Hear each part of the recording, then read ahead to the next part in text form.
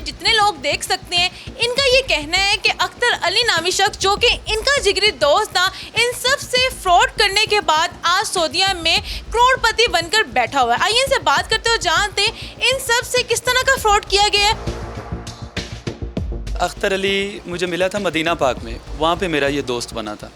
लेकिन कितने साल पुरानी बात है? ये तकरीबन कोई 3 साल पहले। हम 12 लोग थे, हमने जाना था उमरा शरीफ। डेली वो हमें जेली वॉचर और टिकट्स देता था जो जेली थी। वो था इस चीज़ का आपके पास? प्रूफ है हमारे पास, और हमने FIR करवाई हुई है मॉडल टाउन में। जो पीछे खड़े हैं ये हम 12 लोग हैं। 12 लोगों का 32 लाख रुपए का उसने फ्रॉड किया। और यकीन माने कि ये मेरे साथ एक फैमिली खड़ी है, इनकी बच्ची को कैंसर है, इनको भी उसने माफ़ नहीं किया, इनके साथ भी वो फ्रॉड करके।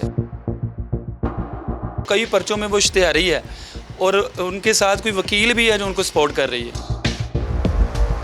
आप यकीन माने कि वो इतना शैतान आदमी है, ऐसी फैमिली को उसने नहीं छोड़ा कि जिनके पास दूध के पैसे नहीं है। उस जालिम ने बड़ा मकरूज कर दिया हमें।